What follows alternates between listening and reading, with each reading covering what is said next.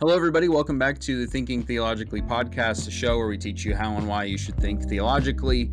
I'm one of your hosts, Jack Dodgen, joined as always by the resident master theologian in training, Spencer Shaw. In this episode, we are discussing missing and disputed verses in the Bible. This is a continuation of really a few episodes ago where we've been dealing with textual criticism. Last episode, we put this into practice looking at the ending of Mark, whether it should be this long ending or this short ending.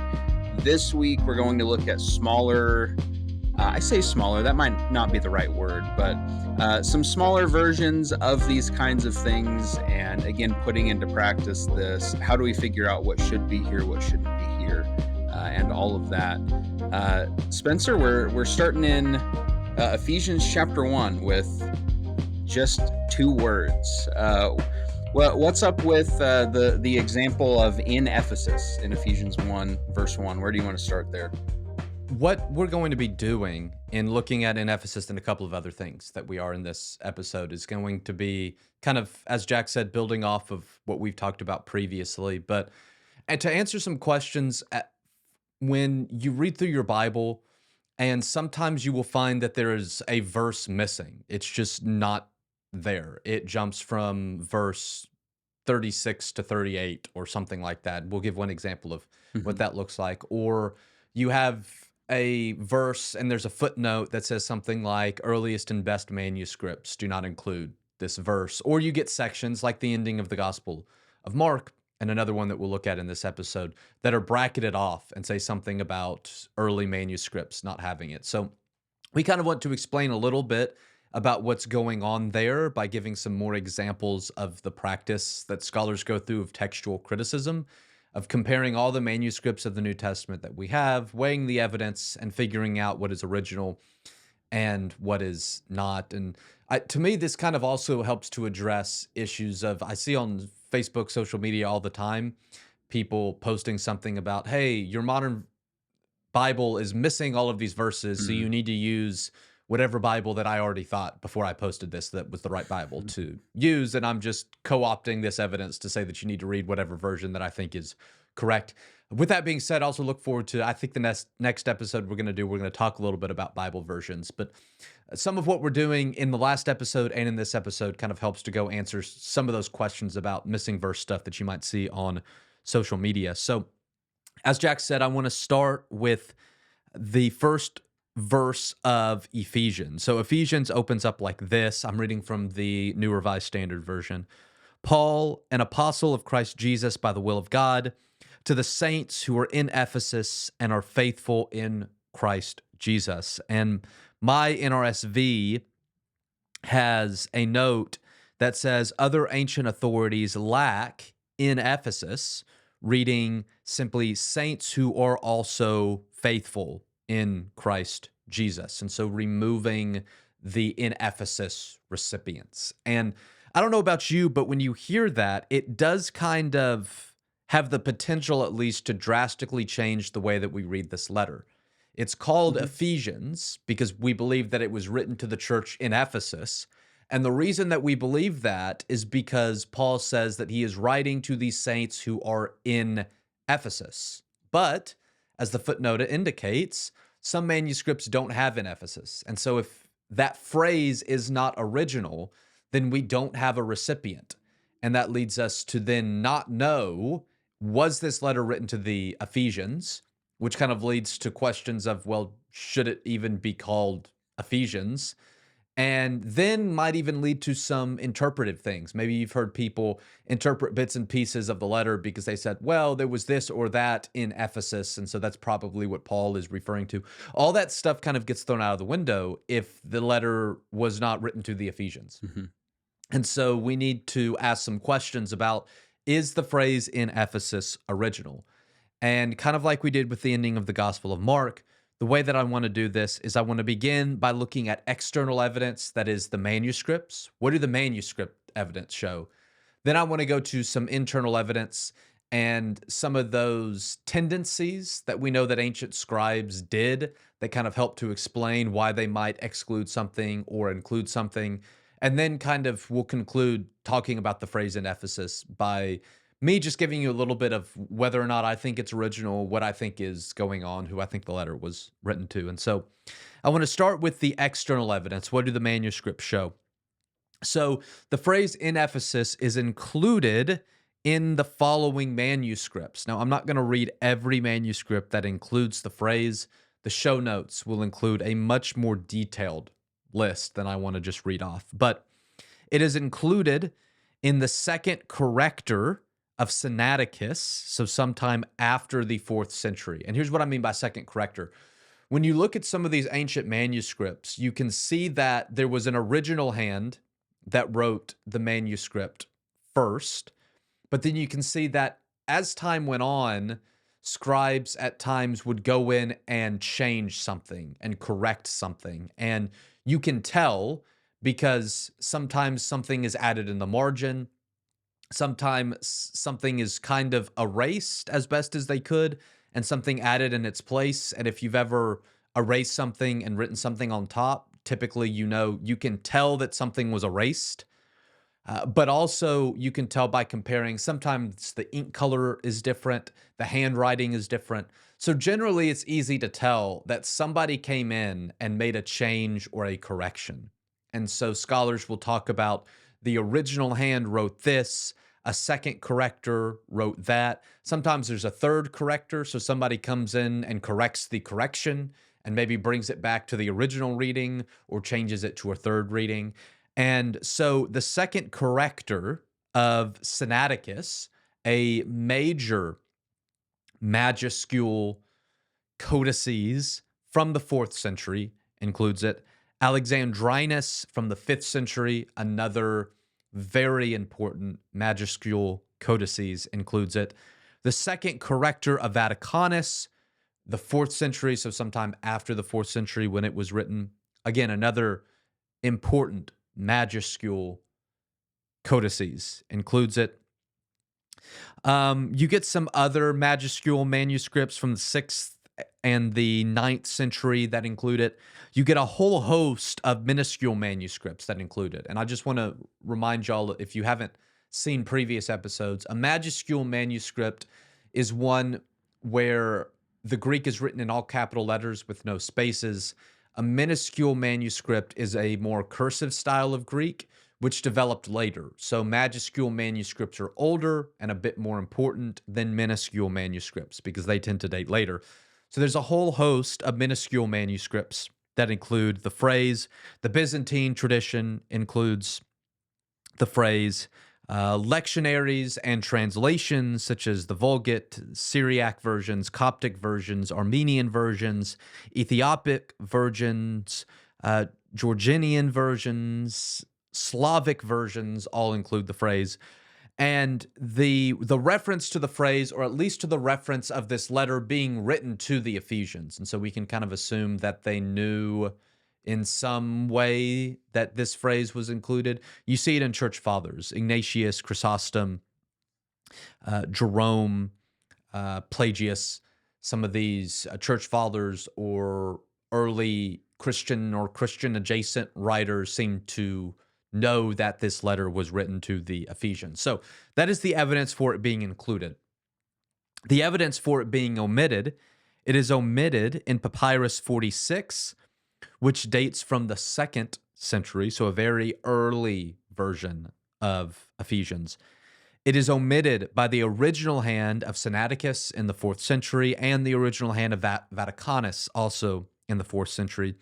It is omitted by a few minuscule manuscripts, and then there are a couple of church fathers or church Christian adjacent writers that don't seem to connect this letter with Ephesus, such as Marcion and Origen, as well as some others.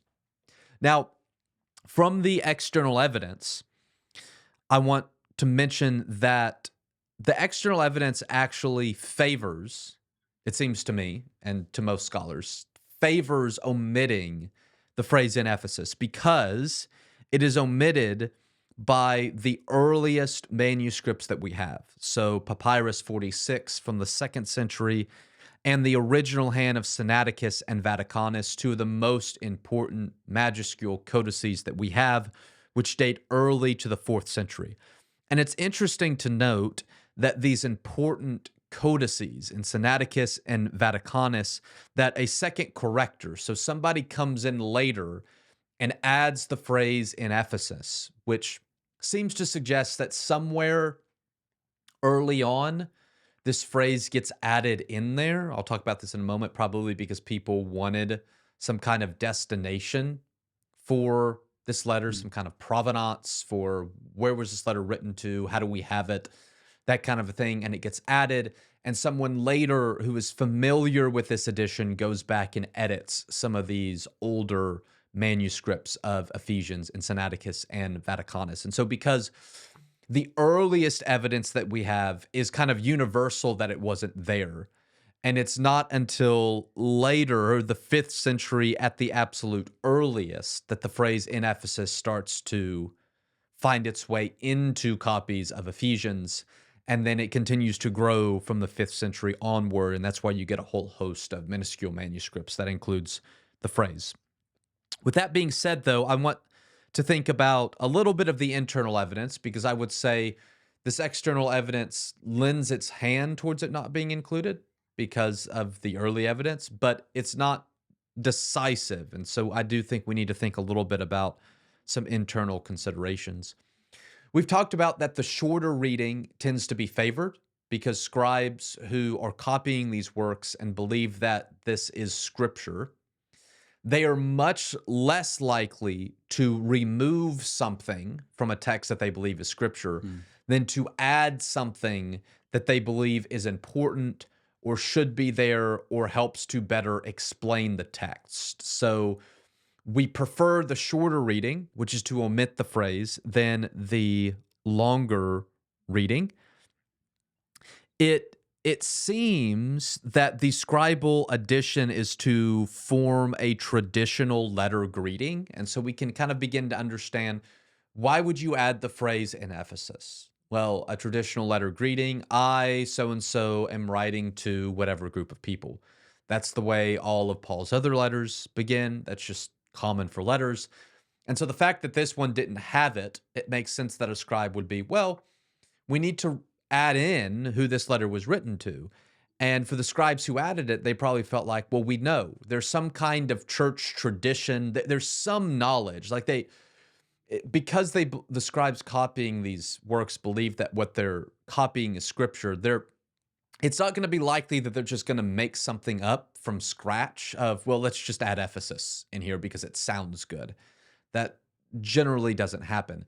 There's normally some kind of reason too. And so what is likely going on here is that there's some kind of oral tradition that connects this letter to the church in Ephesus. And so scribes who are like, well, we need to finish out this greeting, and we know, or at least we believe we know, who it was written to. We're just going to kind of add this in there. So that kind of explains why a scribe might add it. And then you think of, well, why would a scribe remove it? So if it was original and it's removed, why would that be? And I think most of us just thinking about that recognize, well, there's not a good reason to remove a recipient that makes the letter more difficult. Does it make it easier, like adding a recipient might? But also, when you look at the Greek of the opening of Ephesians, there's not really a lot of evidence to suggest, well, maybe there was a common scribal mistake. So if you go back to our episode on textual criticism, I talked about how scholars in analyzing all of the copies of the New Testament have found that there are some common mistakes that are made. So an I jump where you write a word and then you go back to continue and you continue with the word that shows up a couple lines down. And so you skip a section, or words with similar beginnings or endings can cause you, when you're copying, to accidentally skip over a word. Mm-hmm. But there's not much in the Greek that suggests one of these common errors that might suggest, well, a scribe just accidentally skipped over the phrase in Ephesus.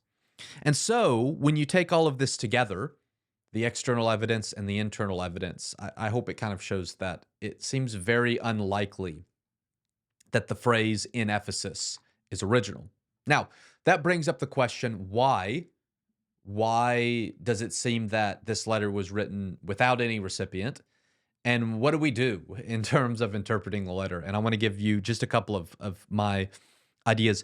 There are a lot of scholarly theories about why the phrase in Ephesus wasn't there. Some have argued that, well, maybe it was written to someone else and it gets Mhm. changed. Others have argued that maybe there was a intentional gap left to fill in who the audience was supposed to be at a later time for some reason, or another. Some have argued that, it just for some reason or another it got lost early on the recipients and then it gets added back in later. But the two most common explanations, and the ones that I think have the most validity, is first, it was a circular letter. So it wasn't intended for one church, but a group of churches in a geographical region, which is why the letter is so generic. So read Ephesians, read some of Paul's other letters, and you'll see it's very generic. It doesn't refer to specific people or specific situations going on in a church. It just talks generally about the work of Jesus. And since Paul spent so much time in Ephesus, it would be hard to imagine that he wouldn't include greetings to particular people like he does in all of his other letters. And so it reads much more like a general circular letter.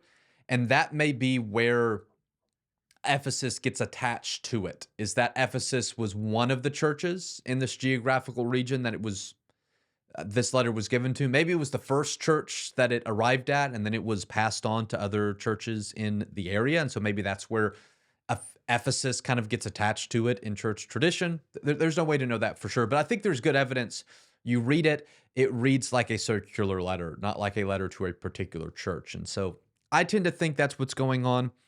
Others have argued that it's the letter to Laodicea, which is mentioned in Colossians chapter 4 and verse 16. There is some evidence to suggest that. So Laodicea would be in the general area of Ephesus. And so Mhm. you could see how the title Ephesus might be attached to a letter later on that originated in Laodicea. There's also a lot of connections, a lot of similar themes in Colossians and Ephesians. They're two letters that are different than most of Paul's other letters, which is why they tend to fall into the disputed letters of Paul. So they're different than Paul's other letters, but they're very similar to each other. And so the similarities between these two letters and the mention in Colossians of, hey, share this letter with Laodicea, receive the letter from them, and then being similar is some evidence that could suggest that this is actually the letter to Laodicea as opposed to a letter to Ephesians. I tend to think that it's a circular letter. Maybe it is the letter that originated in Laodicea, and it was meant to be a circular letter among a group of churches, Laodicea, Colossae, Ephesus, these places in Asia Minor. There's no way for us to know for sure, but I tend to think that's why it doesn't have a audience at the beginning, is because it's meant to circulate. And so as it goes to interpreting Ephesians, I would just recommend interpret Ephesians as a circular letter, not as a letter to Ephesus. Don't hold fast to an interpretation that only makes sense if this letter was written to the church in Ephesus, because there's not a ton of support for that. Yeah, Ephesians feels very Hebrews or James to me, I guess. In it's just generally dealing with a problem that would have been a problem in a lot of places. There's a Jew Gentile issue. Okay, well that's yep. As soon as the Gentiles started coming in, there's a Jew Gentile problem. We get that in Acts. It's just a thing that persists regardless of region, where you have the mixture of those two groups. They had some issues they struggled with. It very I was going to say generally, it's probably one of the better books that deals with spiritual realm kinds of things and all of that. But again, that's still very like, hey, let's talk about this stuff going on behind the scenes and happening in the world. Whereas even with the similarities it has with Colossians still ends with all of this. Like, by the way, here are a bunch of people that I'm saying hi to and that you need to say hi to. They're going to come visit you and this, that, or the other thing. And with Paul, like you said, what was it, like 3 years? I think Acts has him in Ephesus preaching He's there. there. He's there for a while. Yeah. Yeah. And then it looks like Timothy, his one of his main companions, ends up going to Ephesus afterward. You would think with all of those connections, there would be some kind of something other than just in Ephesus Mhm. to connect it to that. So definitely go into Ephesus or Ephesians with a general, let's not worry about the region and their commerce and all this other stuff like we do with some of these other places, and we should do that with those other letters. But just come into it and go, all right, what's the overall idea here, and just keep it general in this discussion.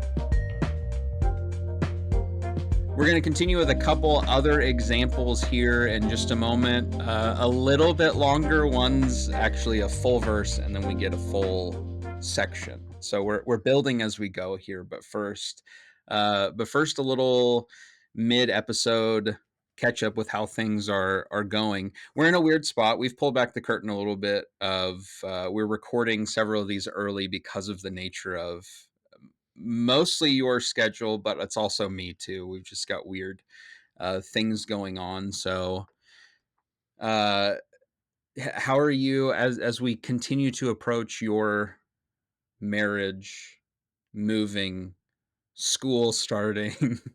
how's everything? Does it feel real yet? Do you just feel like you're just kind of moving around, floating? I feel like I'm moving very fast and accomplishing very little. Great. Because yeah, like you Love that. said, there's a lot so when we're recording this tomorrow, and so this is already going to be past by the time this episode comes out. Mhm. Tomorrow is my birthday. I turned 30, so I'm getting out of my 20s, Mm. which is kind of a, I don't know, it's kind of a surreal movement. And that, like you said, that's in the midst of when this episode comes out, we're going to be about a month away from my wedding, a couple weeks away from me starting school and having a class with Scott McKnight, which is also a kind of crazy thing. We'll be about a month and a half away from me moving, which is another kind of crazy, busy, surreal thing that we have going on. But with that being said, but when this episode comes out, we're about a week away. We'll be about a week away or something like that from, if we have any listeners or watchers who are in the Houston area let me actually pull up my calendar and make sure I get this date right. On Tuesday, August the 12th. Tuesday, August the 12th, I will be at Memorial in Houston, giving a series of talks to local church leaders on church culture based upon my book, Cultivating Culture, talking about building spirit-powered churches for the future. So if you're in the area, come and support. I think there'd be more like on Memorial's Facebook page or my Facebook page, probably Thinking Theologically as well. Some more information as we do that. But that's another thing that we have going on. The podcast, so to speak, is on the move in multiple ways. I'll be at Houston, and then it's on the move to Canadian up into the Panhandle, and I don't know. I'll be closer to Oklahoma City, so we might do a in-person episode at some That'd be point fun. in That'd be time. fun. So it might be on the move again at some point in the future. Speaking of the book that you are giving this series of, I don't know if lecture is the right word, conversations on, That's what they called it. I they don't call it like the term lectures. lecture. It sounds boring. You like But those. You maybe like, not to church leaders, like ministers and people. I yeah. don't know. I think we like lectures, so maybe it's not boring to us. A conversation with Spencer about his book. There's what it Yeah, is. But that book is available on the website, so it seems correct. like a good time to mention thinkingtheologically.org, where we have Spencer's book is available for you to purchase there. We also have written content that's in addition to this recorded thing. So if you only get us through the podcast channels, then you're missing some of the. You might see. I don't know if it's separate or not, because I often do not go back and listen to the podcast because I'm listening to the podcast in real time. I don't know if that shocks anybody, but so I don't know how the podcast side of things works for everybody else. But you may or may not have audio versions of articles pop up sometimes, and that we have those. But when we write things, they're available on the website, and sometimes those build on what we've been talking about. Maybe got cut for time or something like that, and so check out the website for articles for currently just one book. I don't say that as if we have a second one coming out anytime soon, but I think sometime in the future that may occur. Probably.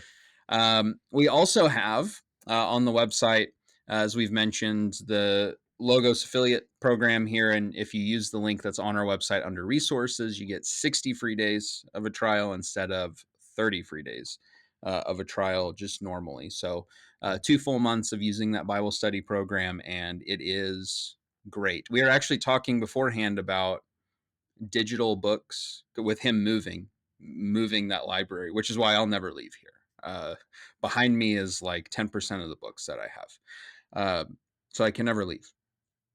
We tend to have a lot of books. He was talking about how much he enjoys digital books, which I do not. However, the using the books in Logos and having those available for very quick references and figuring all that has been great. So if you're wanting to go deeper in your study and be able to go deeper in that study a lot faster than people were able to do, a couple decades ago, Logos is a great thing to use. So I encourage you to check it out. Spencer and I both use it, both love it, and you should give it a shot if you've never used it before.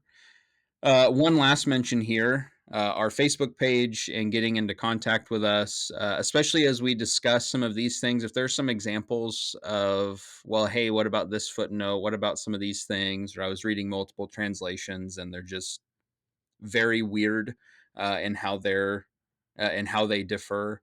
Send us those. We'd love to talk about those kinds of things. You can reach out to us on Facebook, as well as our email, strongchurchministries@gmail.com. And if you happen to be on social media anywhere else, you can find Spencer there somewhere, I'll be lurking, there. posting stuff, doing things. I'll be there. Okay. We're going to get back to a couple other examples of some of these missing and disputed verses here in the Bible. All right, Spencer, we're moving into now going from 2 words to a whole verse in Acts chapter 8, this confession of the Ethiopian eunuch, specifically chapter 8, verse 37, which I think for most people is a footnote, but let's go through the same process again of the external, the internal, and talk about this interesting verse here. Yeah, I try to mess with people sometimes by asking them to read Acts 8:37 because they open up their Bibles, they go 8:36, and then it goes straight to 8:38, and there is no Acts 8:37. Yep. And they kind of get this perplexed look on their face, like, am I going crazy? There isn't a verse 37, and you're not. And maybe you've been reading through Acts and you've noticed that, or someone like me decided to pick on you and ask you to read Acts 8:37, and you just realize that it's not there. And that's true for most modern translations. There are some that include it in the actual body of the text and then include some kind of footnote that says, like we've been talking about, ancient or early manuscripts don't include it. My NRSV does not have it at all. It has a footnote at the end of verse 36 that says, other ancient authorities add all or most of verse 37, which reads, and Philip said, if you believe with all your heart, you may. And he replied, I believe that Jesus Christ is the Son of God. And so what Acts 8:37 is, this disputed verse, it's in the story of Philip and the Ethiopian eunuch, where Philip talks to the eunuch about Jesus. The eunuch wants to be baptized. And verse 37 is his confession, where Philip is like, you can be baptized if you make this confession that you believe, that you have faith, and the eunuch does. And so it's the confession that is disputed here. And again, I want us to think about its inclusion by going through the external and the internal evidence. So the external evidence, it is omitted in P45, which dates from the 5th or the 6th century, P74, which dates to the early 6th century. It is omitted in Sinaiticus in the 4th century, Vaticanus in the 4th century, Alexandrinus in the 5th century, and a few other codices and minuscules. It is only included in a handful of minuscules, which we've mentioned are not as important as papyri or majuscules, and the earliest one dates to the 10th century. So you have it included in the 10th century, the 11th century, and the 12th century. And so just from the external evidence, there's no need to think about internal evidence. This is one of the examples of the manuscript evidence is conclusive that verse 37 was not original.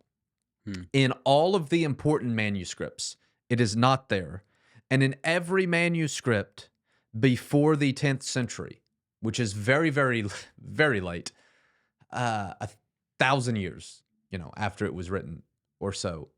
So every manuscript before the 10th century does not include Acts 8, verse 37. Now, when we think of internal considerations, what I want us to think of is, well, why was this verse added?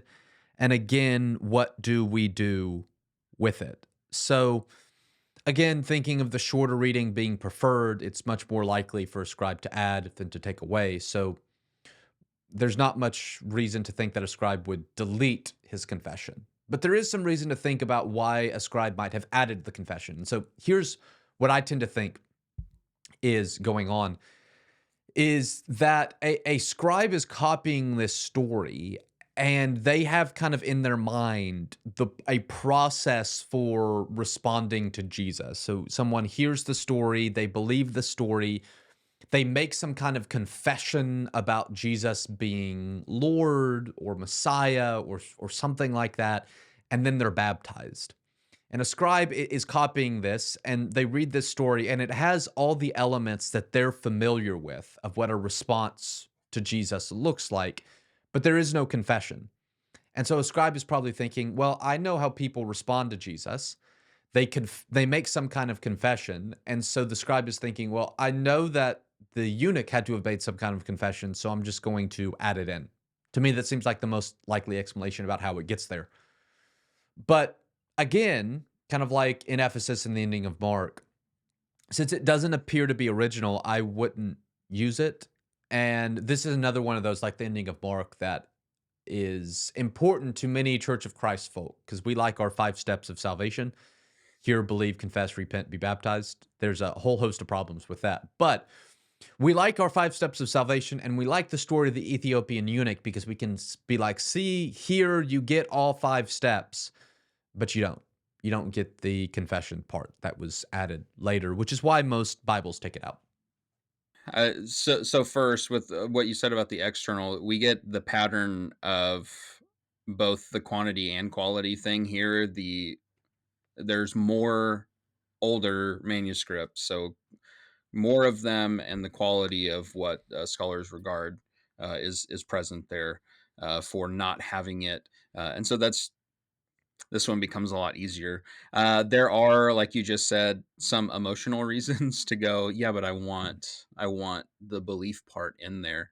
I think this is a good example of re don't just view this conversion, this chapter in a vacuum. View it through the Luke Acts, just the whole thing here, and go look at the other conversions in Acts, and just kind of follow. You can track all of these pieces together, and I think you're meant to. of C, all of these different conversions and all this. But even the way the things that are not disputed here, this still feels, it has a feeling of truncating is maybe not the right word, but it has this feeling of like, man, we're just moving fast. Of he's reading Isaiah 53. We get a quote here. So Philip talks with him. We're not entirely sure what he says, other than good news about Jesus. Oh man, I got to get baptized.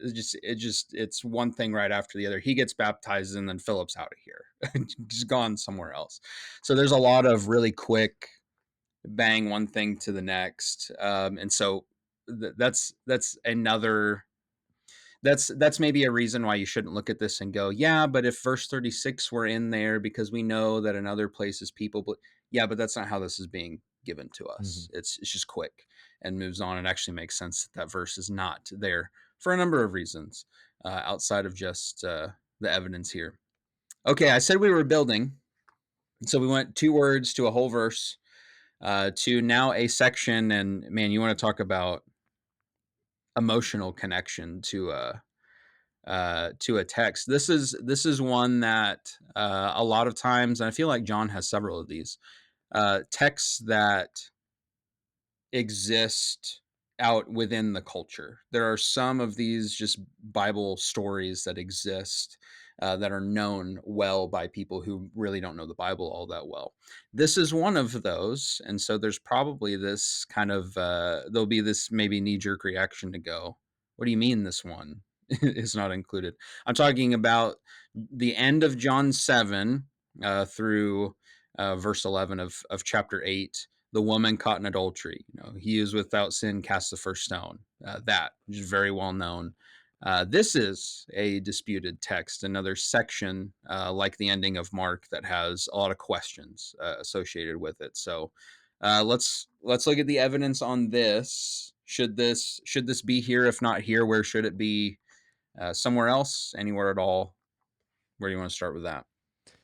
So, as you mentioned, this is one of those important stories to talk about if we're going to talk about missing verses or excluded verses.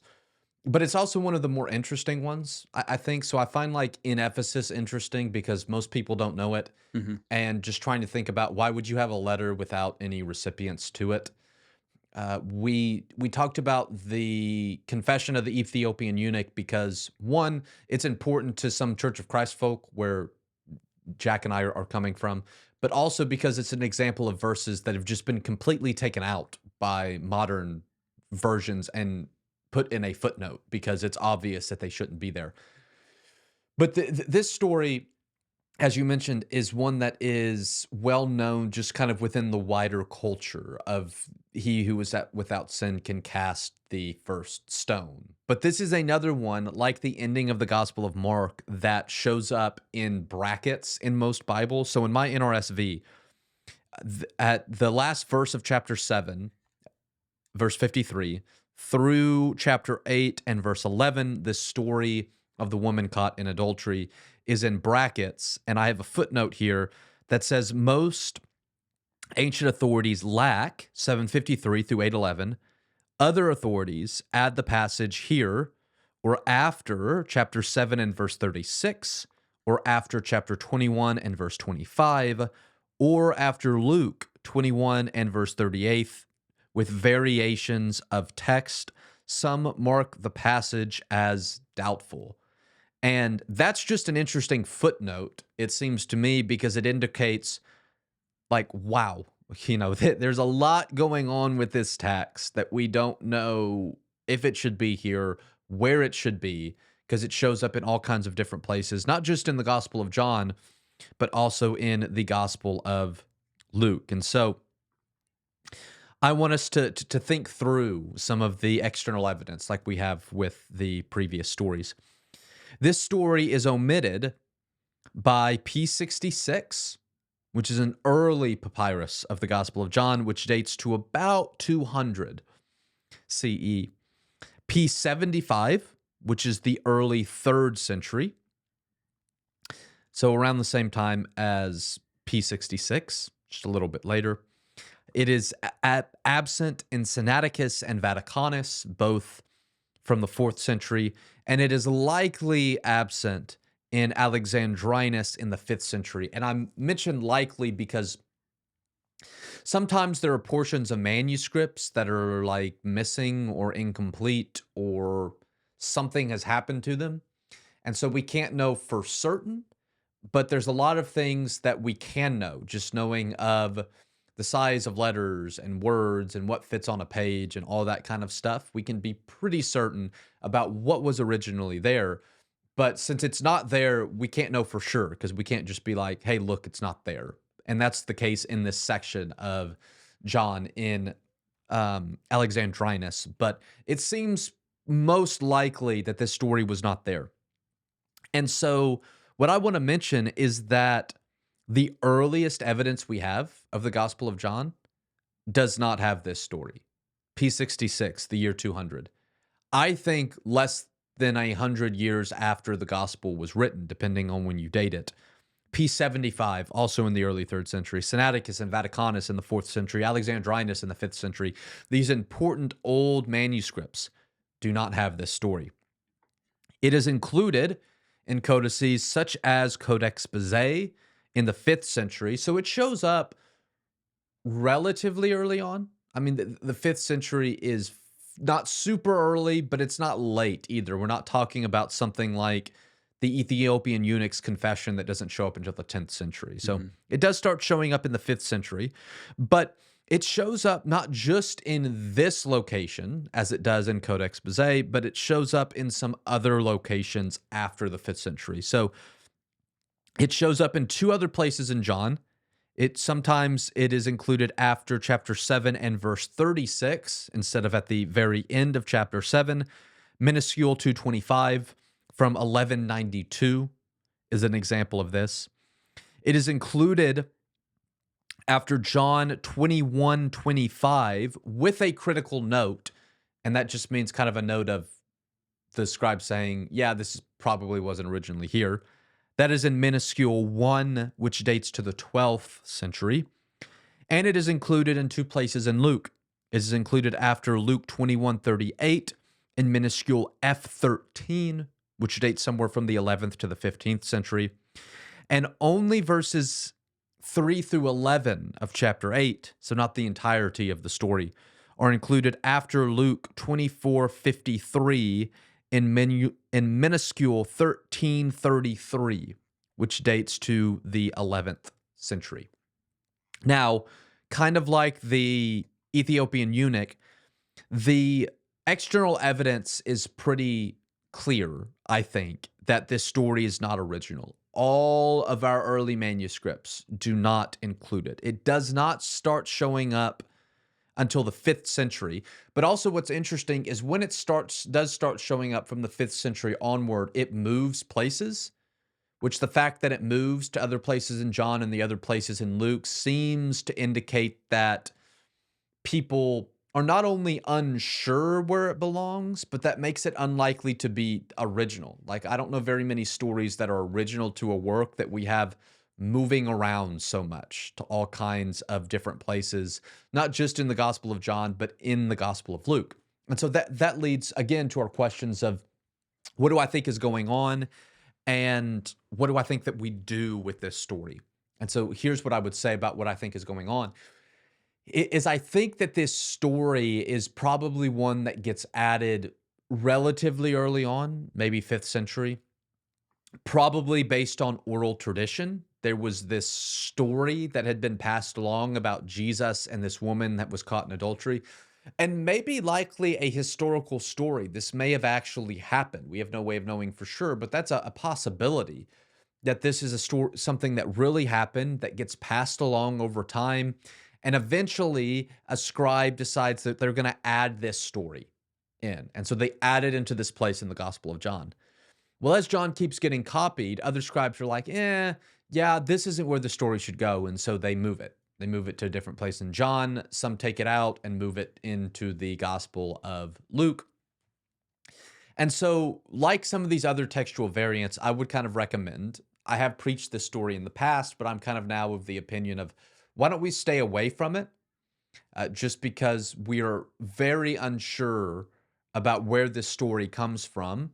Though I think we are pretty certain that it doesn't belong here, that it wasn't original to John and it wasn't original to Luke. So I would just kind of recommend let's stay away from this story. And any point that we want to make with this story or the confession of the Ethiopian eunuch or the ending of Mark, we can make the same point by other stories. We have plenty of other stories of Jesus in the gospel that we can use to make whatever point we're trying to make or trying to deal with whatever issue that we're trying to deal with. So I would just recommend staying away from it. Yeah, so there's a couple things with this. You mentioned that maybe this was a historical thing. John 20 and verse 30 mentions hey, there's a lot of other stuff that's just not written. Now, obviously, this may have been one of those things that happened that wasn't written, that then later somebody goes, this should really be in here with all of this. But maybe it's a real thing that occurred. But maybe it's not. Maybe it was just some thought about something Jesus did, but doesn't have any evidence otherwise. But then there's also something to be said for if you take out where the marks are, the flow of this doesn't make a lot of sense if you read it. They're upset with Jesus. The Pharisees are with him speaking here at this feast. Everybody goes home, and then they come back with this woman here, and then everybody leaves. And then it just says in verse 12, and Jesus is speaking to them again. Well, so I guess they came back. The flow doesn't make a lot of sense. But if you remove the section and it's just Jesus said this thing, they're upset about it, and then Jesus starts talking again. Sure, like that has a much better flow to it. Verse 12 just kind of picks up with, anyway, Jesus started teaching again. Okay, well, everybody went home. This doesn't make any sense. And the Pharisees are there again in verse 13. So the flow of the text doesn't make a lot of sense. But the bigger point is, this is a good illustration of why textual criticism and those that are involved in those things are important, because emotionally we might not want this to go away. It is a great story. If this is a thing that were to actually happen, and it's not outside the realm of possibility that it was real, it's just a beautiful sentiment. There's a lot of things that we could pull from this that are going on here, but our emotional or nostalgic or whatever ties to something like this is not a good reason to include it. It's not. If it shouldn't be there, it shouldn't be there. And we should move around it and work with what is supposed to be there. So it's good to have people who can emotionally divorce themselves from things like this and go, where does the evidence point? What should be here? How should this go? And as students, we should want to have the pure, maybe isn't the right word, but the best version of what we can have to look at and study and interpret those things. So I'll say one more thing before we close is that, just because maybe you've used this story before or your preacher recently preached the story or something like that, that's not us saying that you or they are bad people or Christians or whatever for using any of these stories and textual variants that we're just kind of mentioning, well, maybe you should stay away from. The reason I say that is because on the one hand, you can use like this story to talk about like the heart of Jesus Mhm. and his ministry and what he's doing, because hopefully if you do use this story, you're reading it through the lens of the Jesus revealed in scripture, and you're not just hinging everything that you believe about Jesus on this one story. That's bad even if this story is in the Bible, right? There's kind of this, it would be the same kind of thing of like, well, there's such and such going on in our world today. How do we think about it? And my answer would be, well, we think about it through trying to view it through the lens of Jesus. Did Jesus talk about this issue? No. But that doesn't mean I can't think about it with the heart of Jesus in mind. And that's possible to do with some of these stories. But the reason that we just mentioned kind of staying away from it is not because you're a bad person for using it, but I think as Christians, we need to strive for intellectual honesty. And when we do that, what we're doing is, hey, if I'm going to make some kind of argument about who Jesus is, what we should do, or stuff like that, I want to do it in the most intellectually honest way. And to do that means there's a lot of things that I do. One, I don't just hinge things on one verse or passage or something like that. I don't take things out of context, those kinds of things. But it also means that I'm going to rely on the texts that we know that are authentic. So I'm not going to go to the end of Mark. I'm not going to go to the story of the woman caught in adultery. I'm not going to go to the confession of the Ethiopian eunuch, because I want to be intellectually honest in what I'm doing. And to me, that's so important, because I think Christians, interestingly enough, are sometimes the most intellectually dishonest people, because it's so easy for us to have an agenda about what we're trying to do. And we just, well, this has to be whatever. And a lot of the times it has to do with historical stuff. Well, this had to actually happen in the way that it said. And I'm going to make myself look like a fool in order to prove that. And so a lot of what we do a lot of times on this podcast is just kind of, hey, let's be better students. Let's be more intellectually honest. And this is a process that we grow in as we learn things, as we gather more information. Intellectual honesty means that we're willing to kind of change our positions and rethink things. It doesn't mean that we were just terrible people for believing something, but it does mean that we have to kind of grow. And that's kind of the way that I would just think through some of these texts as well. Yeah, there's nothing inconsistent with what we're given about Jesus's character in this section that we're given here. This is certainly like a plausible thing, that how he would have done it and how counter it would have been to how the Pharisees would want the things done, and all of this sort of stuff. But yeah, so certainly not bad for using it, but that striving for intellectual honesty. Acts 17 always comes to mind, where Paul is surrounded by these other philosophical ideas and said, well, I've got one. Let's talk about Christianity. Like, it stands up. We can have this conversation, but we have to be aware of stuff like this and how to talk about it, and what the evidence for or against these things are. So next episode, I think we're going to talk about translations. We'll see. I don't know that I want to set that in stone. Maybe that'll be a missing verse, and we'll cut this part out and do something else. But I think we may talk about a variety of Bible translations, kind of going alongside this, but also thinking about our own study and things that we do. So if there are some other places that you've had questions about, because we did not cover all of the missing and disputed, though they're not really, I don't think there are any that are more major than the two big ones that we covered from Mark's ending and this one here in John. But there are some things here and there, but for the most part, what we have is what we're pretty sure they had as far as an evidence standpoint sits. But if there are some passages or verses or words that you're going, hey, why the difference here? Why does it look like all of this? Message us, get those to us. Maybe we'll talk about those things as well in a podcast, or write about those things in an article. Make sure you're checking out thinkingtheologically.org as we post to talk about these different things. And do reach out for what you think might make for good discussions, maybe conversations you've had with other people and aren't sure how to navigate those particular things in topics along this vein here. We'd love to have a discussion about that with you. That does it for this episode. I'm Jack, that's Spencer. We'll see you next time.